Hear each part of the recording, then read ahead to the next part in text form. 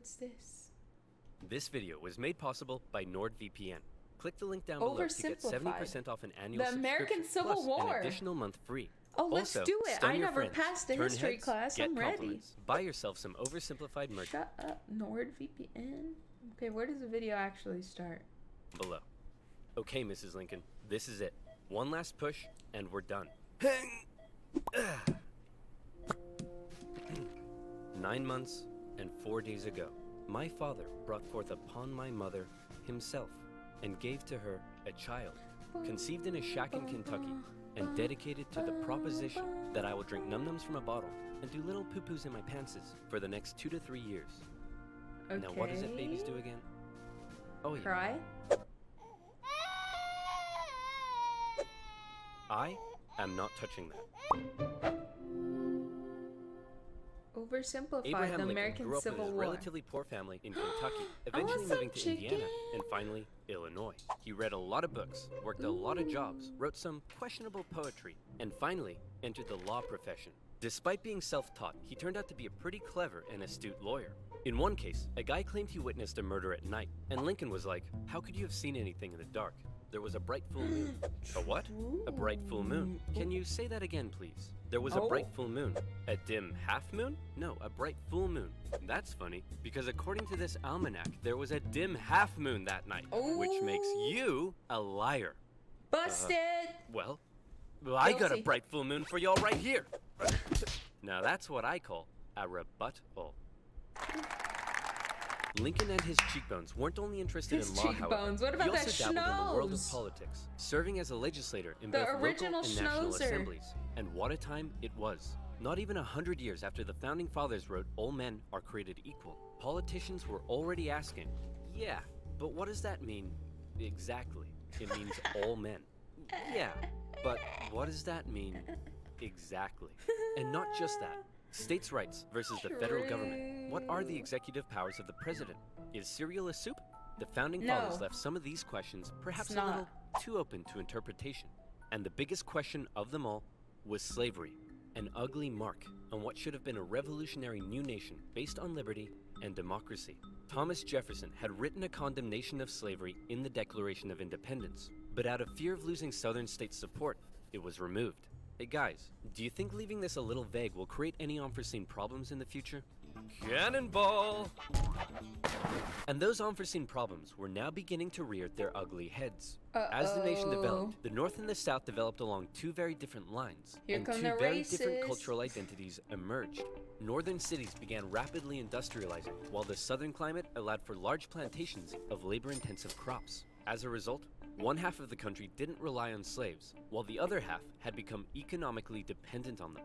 In 1793, Eli Whitney's cotton gin caused the slave trade in the South to explode, while in the North, Thanks, a growing Eli. abolitionist movement was taking root. A general mistrust began to develop between the North and the South, as Northerners felt the South were hell-bent on expanding slavery, and fear spread throughout the South that the North wanted to take their slaves away. In 1819, there were 11 free states and 11 slave states. A perfect balance. A happy medium, a harmonious relationship. Hey guys, nice to meet you. I'm Missouri, and I would like to become the 23rd state. Hey buddy, welcome to the nation. We'll be happy to accept you as a free state. Oh no, you don't. You're trying to get one over on us. Missouri's gonna be a slave state. Okay, listen. Is this why don't still we just ask Mexico Missouri at what the it wants time? to be, and we slave state. Well, then, allow me to introduce to you the newest, freshest state on the scene. Maine.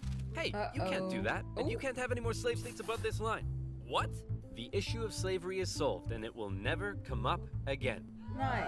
A few years later, it came up again. Oh, You see, no. as America expanded westward, each new state or territory that was added threatened to upend the delicate balance between the slave and free states. If one faction managed to outnumber the other, it could gain an easy majority and force its own ideals on the opposing side, leaving a Yay! huge portion of the population feeling spiteful and oppressed. For a while, compromises kicked the can down the road and kept the volatile balance in check, as new free and slave states were roughly added in pairs. But then one loudmouth state just had to barge in and ruin everything as usual. The addition of Texas saw the United States enter into a war with Look at Mexico, that which they state. won, gaining a huge amount of land out west and creating even more Whoa. problems. Hey guys, nice to meet you. I'm California, and I would like to Hey. become the 31st state. That's hey buddy, right, welcome to the baby. nation. We'll be happy to accept you as a southern slave state. Oh no, you don't. You're trying to get one over on us. California's gonna be a free state. Okay, listen. Why don't we just ask California what it wants to be, and we can free state? Well, then, allow me to introduce to you the territories of New Mexico and Utah, able to freely vote for slavery themselves. Ooh, Hey, New you can't do that. Mexico. And we can enter Northern Territory anytime we want to recapture escaped slaves. What? The issue of slavery is solved, and it will never come up again. Yay! A few years later, it came up again. In 1854, a Democratic senator from Illinois wanted to build a really cool choo-choo train here and proposed that the territories of Kansas and Nebraska be created open to slavery, even though they were clearly above the Missouri Compromise line. Obviously, the northern states were like, hell no. But the Southern Democrats who controlled Congress at the time were like, well, if you love liberty and democracy so much, then you should let them vote on whether slavery should be legal or not.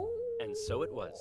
Huge numbers of pro- and anti-slavery settlers rushed to Kansas to sway the vote in their favor. And while they were all there, they began to beat the crap out of each other. One of those settlers was a man named John Brown, a former businessman who failed at just about everything he tried and went arguably insane.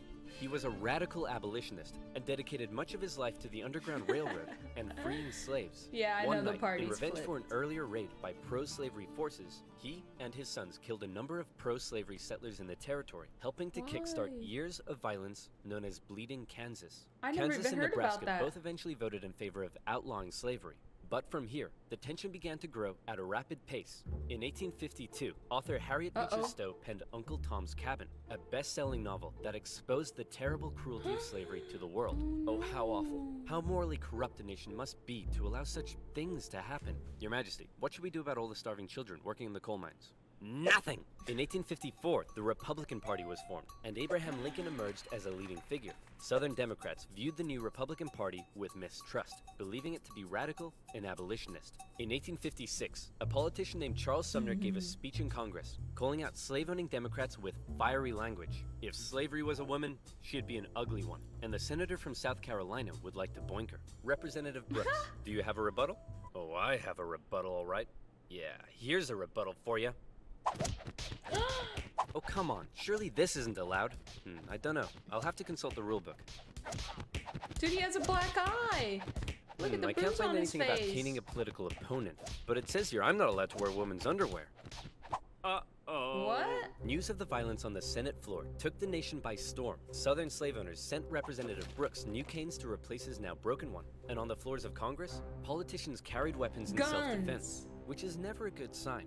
In 1857, Wait, so that really happened? He really beat him with his cane?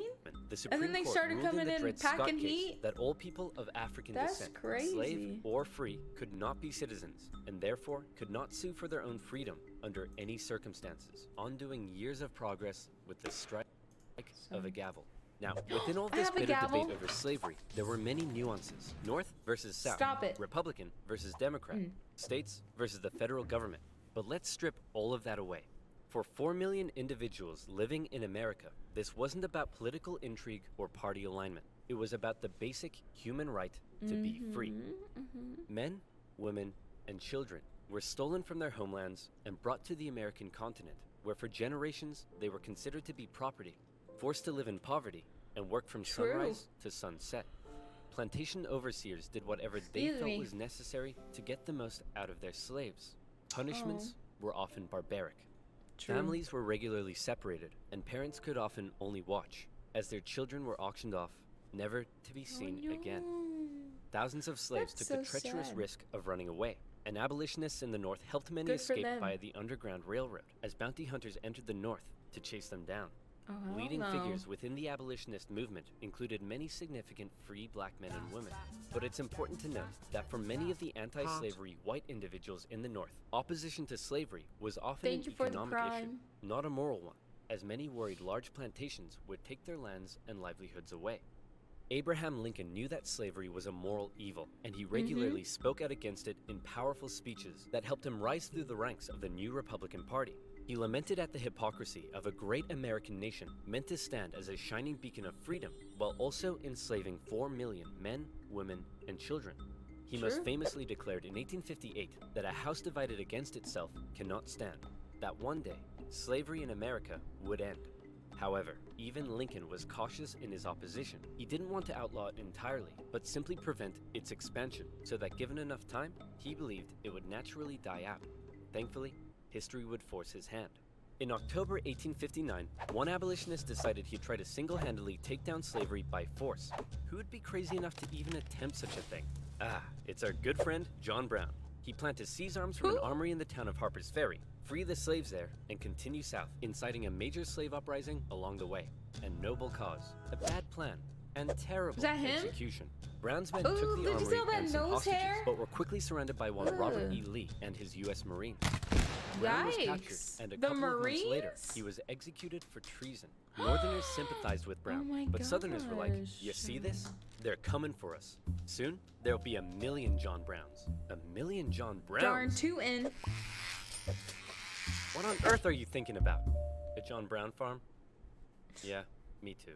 To make matters worse, new northern free states meant now the southern states really were outnumbered, and they were beginning to feel bitterly spiteful and oppressed. Further fear began to spread in the South when news broke that a relatively unknown figure had just secured the Republican Party nomination for president. Abraham Lincoln, mostly well-liked among anti-slavery Northerners, had made some of the most powerfully worded speeches against slavery of any politician at the time. And now, there was a chance that he and his cheekbones could become president. For the South, that would be too much. In the 1860 election, Lincoln's name didn't even appear on the ballot in 10 southern states. But much to their horror, when the final results came in, Lincoln had won by an electoral college landslide. Lincoln himself tried to calm their fear. How many times do I have to tell you, I'm not gonna take away your slaves? Yeah, right, Honest Abe. We've had enough of you Northerners. We're gonna go form our own country. You can't do that. Why not? Well, if you had won the election, would it be okay for us to leave? Of course not. Well, why not? Because that's not how victim mentality works. Many states felt that when they joined the Union, they always withheld the right to leave it whenever they pleased. Many people living in 19th century America often felt more loyalty to their state than to the nation. And now, with the South feeling like it had lost its voice in the federal government, they were out of here. South Carolina was the first to go, and over a period of 6 months, one by one, 11 slave states officially seceded from the Union, with just 4 contested border states opting to remain. The seceding states issued a number of official documents justifying their secession. South Carolina proclaimed that it was northern states' hostility to slavery that rendered the federal government illegitimate. Mississippi declared that their position was thoroughly identified with the institution of slavery. And in a speech, the Confederate vice president stated that the new Confederate government rested upon what he called the great truth of racial inequality. Revered American generals, such as Robert E. Lee, opted to side with their states over the Union. And with all the chaos, one New York lawyer wrote that rather than a bold eagle, America's national bird should be a debilitated chicken. And hey, I kind of like that. One man, watching the crisis unfold, knew it would be his job to solve it. Lincoln was just about to hop on a train and become the President of the United States of America.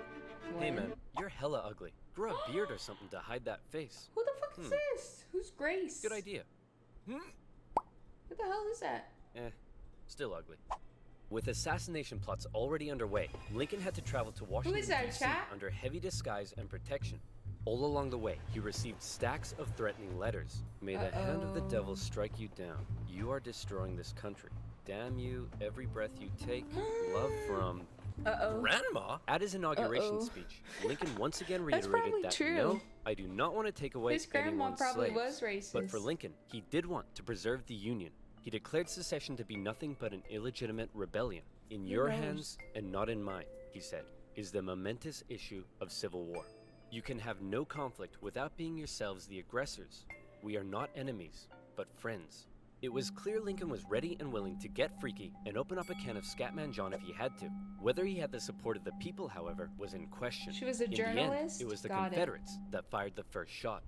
As they seceded, the Confederate states began seizing federal U.S. property throughout the South. Off the coast of Charleston, South Carolina, was one such federal property, Fort Sumter, held by a measly, undersupplied U.S. force. The Confederate militia there demanded the fort surrender, a request which was quickly denied. And any remaining hope for a peaceful solution to the secession crisis probably then died when the Confederates did this. Fire! The Battle of Fort Sumter is considered to be the beginning of the American Civil War. Many of the Confederates there also considered it to be the end of the Truce. American Civil War. They hoped Yay. Old Abe would just sigh and say, okay, you win. Unfortunately for them, Lincoln actually said, you're about to get a roundhouse to the face. Lincoln sent out the call for 75,000 That's true. volunteers, He said that. I was there. I and men heard him. signed up in droves, hopeful for some adventure and good old-fashioned F-U-N. In the new F Confederate is for capital of Richmond, friends. Virginia, Confederate President Jefferson Davis and his cheekbones had also sent out the call for 100,000 men. As ever, both You sides see hoped for a this? quick end to the war. Is it over Men yet? with No, cheekbones. Jimmy, it's been 1 week. Is it over now? No. How about now? If you ask that one more time, I swear I will turn this army around and you'll all have to go back home to your wives and children. Yay! But in particular, the South knew the conflict would pose a bit of a challenge. How can we expect to win with a population of only 5 million against 22 million in the North? If you count us 4 million slaves, you'd have 9 million. Great idea. Hand these rifles out to all the Wait a minute. You almost had me there. The problem for Lincoln was that Pardon many of his me. top generals were getting old and were being a bit too cautious. The commanding general was a man named Winfield Scott, a veteran of the Mexican-American War, and by now, he was too fat to even mount a horse. Oh, Okay, chaps, no. we need to come up with a plan. Hit me. We could wait for the Confederates to come and apologize. Maybe we should all sit in a circle and discuss our feelings. Crossing the Delaware into New Jersey worked for me. Those are all terrible ideas. And you? Wrong video. Hey, I'm the greatest president in the history of this nation. Yeah, we'll see about that. Wasn't he dingus. just the Eventually, first? Lincoln's generals came up with a multi-pronged strategy. First, a blockade would cut Was he off the and starve first? the South of supplies by sea. Secondly, George taking control Washington? of the great Mississippi River would sever the South's economic artery while splitting it in two. I think it was And George. finally, a main Union force in the East would move south and take the Confederate capital, ending the war. Bada boom, bada bing. Skirmishes began to break out across the nation, and the Union Army in the East began to move south towards Richmond. Everything seemed to be going well until they reached Manassas, where they came upon a large Confederate force. It's almost like they were waiting for us. How did they know? As it turned out, spies in DC had sent a coded message to the Confederates warning of the invasion. Spies! Did you use NordVPN? What the heck is NordVPN? Okay, I'm so dude. glad you asked. Nobody asked. NordVPN, call me. Man, and the Union invasion into Virginia. The two sides encountered each other at Manassas, and both geared up for the first major battle of the Civil War, the First Battle of Bull Run. The Confederates rapidly brought in support via rail, and the two sides were about equal in numbers. However, they were also equally inexperienced. A large number of civilians also rode out by carriage from DC to picnic on the nearby hills and watch the excitement unfold. Nobody seemed to quite understand how destructive this war was going to be. The Union forces pulled a flanking maneuver to hit the Confederates on their left, and the two sides fired on each other in rows. Ooh. Farm families living in the area were forced to flee the fighting, including a man named Wilmer McClellan. no. Hurry up, Martha! There's a war out here. The more you tell me to hurry up, the slower I will go. The Union force saw initial success pushing the Confederates back to Henry Hill, but one as of yet fairly unknown General Thomas Jackson had arrived, and he took a defensive position, standing firm like a stone wall, holding the Union army off, and finally Oy. sending them running back to Washington, D.C. Oh, no. With heavy casualties. The sobering reality of war hit both sides hard. And the North, 1,200 having just lost missing. the first major battle, had to face the serious prospect Missing. that they may not actually win this war. President Lincoln, General Missing. Jackson whipped us so hard, the Confederates are calling him Stonewall Jackson. Wait, that's why they're calling him that? Not because he looks like he ran face first into a stone wall? Apparently not. Worse yet, the North had also lost the first major battle out west, giving away control of southwest Missouri. All of this was terrible news for Abraham Lincoln, Tyler. especially since many of his And generals in cabinet Michaela. already didn't have much respect for him. They felt he was incapable of running a war because he seemed a bit like your friendly old grandpa. He famously loved a long-winded story and a good pun. I've been so busy, my wife is missing me. But her aim is starting to improve. But deep down, few realized What? he could also be incredibly shrewd. Oh, Abe, you're so funny. Funny how? Funny like I'm a clown? Abe, I was just... No, funny how? Like I'm here to amuse you? During the war, Lincoln committed acts that were viewed by Sorry, some sir. as impeachable. His administration suppressed the free media from printing articles sympathetic towards the South. Some Southern sympathizers were even arrested without a trial. Lincoln's No. criticizers began accusing him of being a tyrant. But to quote the man Damn. himself, hey, it's war, baby. What are you gonna do? Oh, By the end of true. 1861, with things already looking bad for the North, Abolitionists such as Frederick Douglass couldn't believe that the Union Army weren't enlisting black men. He continued to put pressure on Lincoln to make the war about emancipation. Mr. President, Dummies. it's time to make the war about emancipation. I don't want to ruffle any feathers. The feathers are already ruffled. But Lincoln, hanging on to hope for a quick end to the conflict, continued to fight only for the preservation of the Union. It was decided, however, that escaped slaves from the Confederacy could be held as enemy contraband, and many of these men were put to work bolstering the Union's infrastructure and supply lines. Hoping to get things moving, Lincoln made young General George McClellan the new commanding general, and McClellan began to train up his men. He thought a lot of himself, however, and believed he was going to be the nation's great savior. And like many others, he didn't approve of the president's handling of the war. On one occasion, Lincoln went to McClellan's house to meet with him, but McClellan was late returning home. He kept the president waiting, and when he finally got there, he just straight up went to bed. Now that's what I call disrespectful. McClellan talked the talk, but could he walk the walk? There's no way that story's true if it Like survived Lincoln's this other long. generals, Sorry. McClellan was maddeningly cautious. Hey man, could you move south and attack the enemy? What? Are you crazy? What if they have a big scary army down there? They probably do. What? Oh my gosh! McClellan worried that he did not have the numbers he needed to fight effectively. What if they have like 10,000 men? Okay, no problem. We'll get you 20,000 men. Well, what if they have 30,000 men? I'll need 40. Okay, you can have 40. Well, what if they have 50? I'll need 60. Lincoln tried, but it was all in vain. McClellan would not make a move for the rest of the year. The North's one saving grace for That's now why we was don't a know his general out name. west fighting in Kentucky and Tennessee, General Ulysses S. Grant. Cool, I've heard this collected, name. I know methodical, this guy. And a big fan of whiskey. His chief of staff took it upon himself to keep Grant sober.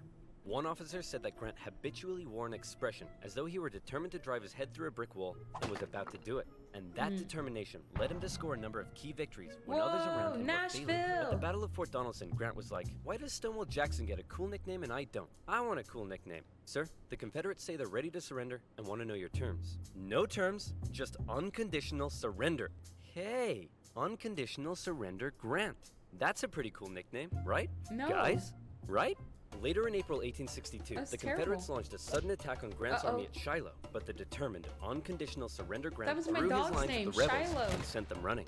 The battle resulted in the heaviest casualties in U.S. history so far, and despite his victory, They killed Grant more found of himself us under fire. again. You have to get rid of Grant. Why? Didn't he win? Yes, but he just threw his men at the enemy. Isn't that the point? Also, he's a loony drunk. Well, what does he Literally like war. to drink? I believe whiskey, sir. Yikes. Then send him more. Lincoln watched as his cabinet did nothing but bicker, and his generals did nothing. But then, worst of all, personal tragedy struck. Lincoln's young son, Willie, very much loved by the president, died of typhoid fever at the age of 11. Lincoln was a sensitive man and was heavily affected by the loss. His wife I never knew was inconsolable. this. But one of Lincoln's greatest traits, what made him such a great leader, was in the darkest of times, with composure and determination, he kept moving forward. That's so He knew it was sad. his responsibility to hold himself and his family together, and by doing so, he hoped to hold the nation together. And he had had it with McClellan's inaction. Lincoln decided he was gonna take control. In March 1862, Lincoln firmly ordered McClellan to once again move south towards Richmond. McClellan insisted instead they move by sea to the Virginia Peninsula and attack Richmond from the southeast. "Yes," said Lincoln. "Okay, Just anything." get out there. Lincoln held on to some of McClellan's Go. men to defend D.C. from a nearby Stonewall Jackson wreaking havoc in the Shenandoah Valley, and he sent McClellan south. McClellan landed on the Shenandoah. peninsula, and he began to move inland. He came up against a small Confederate army that had dug in at Yorktown. McClellan vastly outnumbered the force, but it's Ooh. said that Confederate General Magruder deceived McClellan by cleverly maneuvering his smaller force and making McClellan believe he faced a huge army. "No, you have way more men than them. Move forward." No. McClellan settled in for a month-long siege, giving time for Johnston to move south from This Manassas guy, and Magruder time man. to retreat. When he finally entered the city and found it What deserted, a he declared it loser. a victory, calling his success brilliant. Then, after Yikes. meeting some resistance He at gonna Williamsburg, die. McClellan moved to within just 20 miles of Richmond. His army's able to hear the church bells ringing in the enemy capital. You still outnumber them. Go give him hell. No. McClellan once again held back, moving slowly and defensively, and with his army split in two, the Confederates saw an opportunity to strike back. McClellan's advance was halted, and now the Confederates pulled an Exactly, ace out of their 'cause he's sleeve. dumb. General Lee, you're up. Do you think we should evacuate Nice. Richmond? No, Mr. President, no need. General Robert E. Lee, one of the most brilliant military commanders of the time, was now in charge. One of his biggest strengths was his ability to read the mind of his enemy, and he knew McClellan was cautious and weak. After moving Stonewall Jackson south to join him, and even though he had a smaller army, Lee hit McClellan in a series of fast-paced, close combat battles that had McClellan spooked. McClellan retreated the Union Army back again and again. I thought he was talking to escaping the peninsula and returning to Dude, DC. McClellan sucks. Lee had defeated McClellan, and the campaign had failed. The big savior, well, more like the big disgrace. A success? Yeah, at least a bad guy. I didn't know. I didn't know. We successfully retreated. I thought he was out here talking to Lincoln. I didn't lose. I merely failed to win. Things just kept looking worse for the North.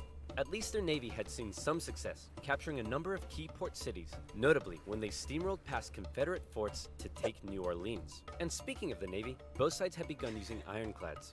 So that's pretty cool. I really thought he was talking to Lincoln that whole time. After McClellan's disastrous campaign, Lincoln briefly sent out one General John Pope to attack Northern Virginia. Yay, Pope! Hey man, just checking in. How's it going? Well, the Confederates kicked my butt at Cedar Mountain. Then they raided my camp and ran off with my money and clothes. Also, I appear to have been wedgied. Lee defeated Pope at yet another battle at Bull Run, in which nearby farm families once again got caught up in the fighting. Hurry up, Martha! There's another war out here! I'm waiting for my hair to dry! Wilmer McLean, sick of war, moved his family south, where he knew the war would definitely, absolutely, never touch him again. But Lincoln had yet another problem to contend with. European powers, in particular the UK, were looking increasingly like they may intervene diplomatically on the side of the Confederates. They were missing their precious supply of southern cotton because of the Union blockade, and they wanted to see a swift conclusion to the war. The tension between America and Great Britain had been increasing, especially after Confederate diplomats were discovered on a British ship.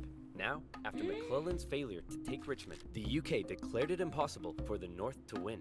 Lincoln needed something to prevent Europe from getting involved, and after more petitioning from abolitionists, he decided maybe the time was finally right to make the war about ending the institution he hated, slavery.